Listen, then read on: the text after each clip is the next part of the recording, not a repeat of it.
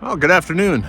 I am so happy to report that after resealing that light at the back corner by the storage compartment and our heavy rains that we had, it's dry as a bone in there. So I'm very pleased, to say the least. So that brings me to today. I want to try and convert this old gas line that was running to that heater that I pulled out and sold into a quick connect. I have a 3-burner stove that I'd like to be able to just connect to the trailer as opposed to hauling a separate propane bottle. So that's what I'm going to be working on today. I'm hoping it's going to be fairly straightforward. That gas line is what you see there, that copper pipe that's running right there. And it runs up from below.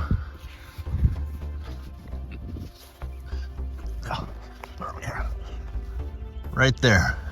I've got a variety of fittings. I'm hoping I have enough to just be able to make my connections and call it a day, but we'll see.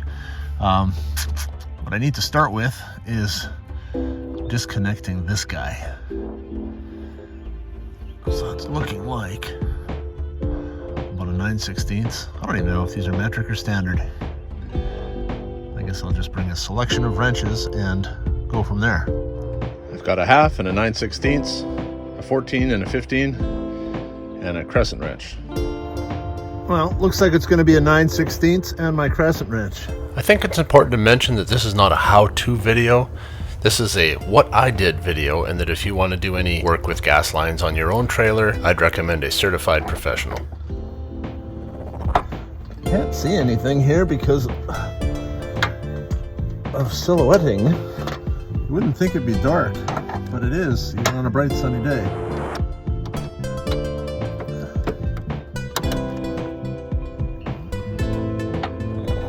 I gotta get some light. I can't see well enough under here.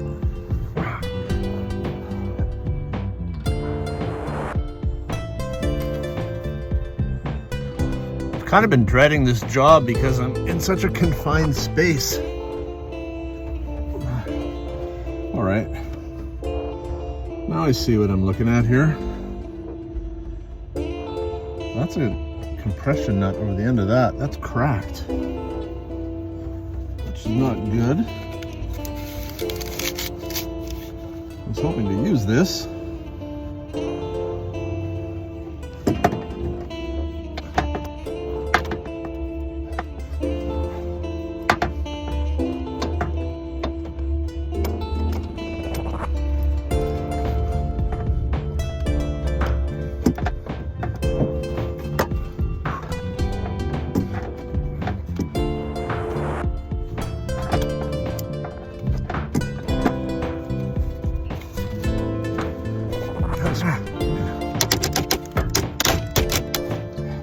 Took my glasses off so I could see better, but now I'm getting crap in my eyes.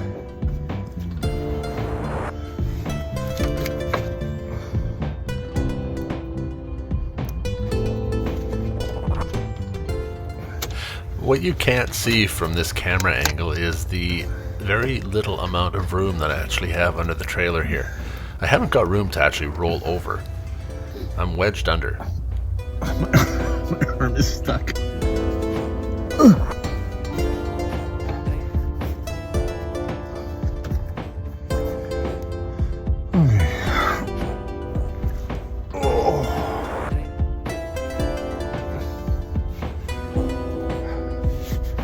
Yeah, this is unfortunate. There's a compression ring over top of there, which I can just get a new fitting and a new compression ring. I can manage that. My thought is that I'm going to pull this line back that way and reroute it out between the stair and the rear tire. It's not long enough to, well, maybe it is. Could do it right here. Could potentially. Yeah, I might be able to bring it this way a little bit more actually. And then just gently turn the corner there. See the way I'm doing this. Oh, I might be able to. Closer to the back of the trailer, the better, because I usually set up my kitchen off the back corner. Yeah. I have to go for a little trip, a little further up the line there and see if I can create some slack. So this is the piece of gas line that was going up to the back of the heater. And if you look at this nut right there, that's cracked. And the one I just undid was cracked. You think maybe somebody over tightened these when they put it all together? There, I've created a little bit of slack. That allows me to turn it out right there. All I have to do now is get the right fittings. Now that I've got all these things apart, it's actually helpful. I can see what I'm working with. While I'm not using this pipe here anymore, obviously, it is the same size as the piece of tubing underneath the trailer that I want to connect to. So I have to figure out how to transition. I gotta go get the parts to be able to transition from this to here. So some kind of compression fitting on one end to a male threaded on the other. So I have to pause for now. 1 hour later. Okay, I found the fittings I needed. Actually came out ahead by about $6. So now that I have that, I'm just going to take a tubing cutter, cut my pipe off here, make my connection, and then attach my quick connect to the underside of the frame. With that cut off, let's just take off this old cracked nut. Yeah, that's one there, it's a crack right there.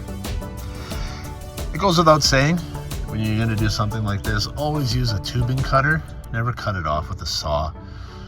It has to be a perfectly square cut if you want to get a nice seal. Another thing that I like to do is taking a little emery cloth or some steel wool to just clean off the oxidation that's on the outside of the pipe. Okay, there it is. I will bracket that up to the underside of there. But before I do that, just in case I have to dismantle it again, I'm going to turn on the gas and spray all the connections I did. This one here, I had the furnace off and on again, and I had the stove disconnected, so I have to spray all of those with soapy water with the line pressurized, just to make sure I do not have any leaks. Gas is back on, the lines have been purged. I know I've got gas at my appliances, so I'm going to check them now. I've run the furnace, so I know this line is purged, and I've sprayed this one. It's the hardest one to get at, but it's not leaking, so I'm good there.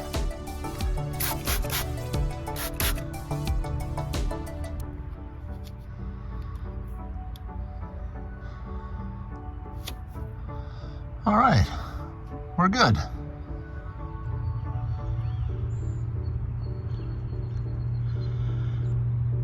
And that is a much better use of that gas line that was going to the old heater.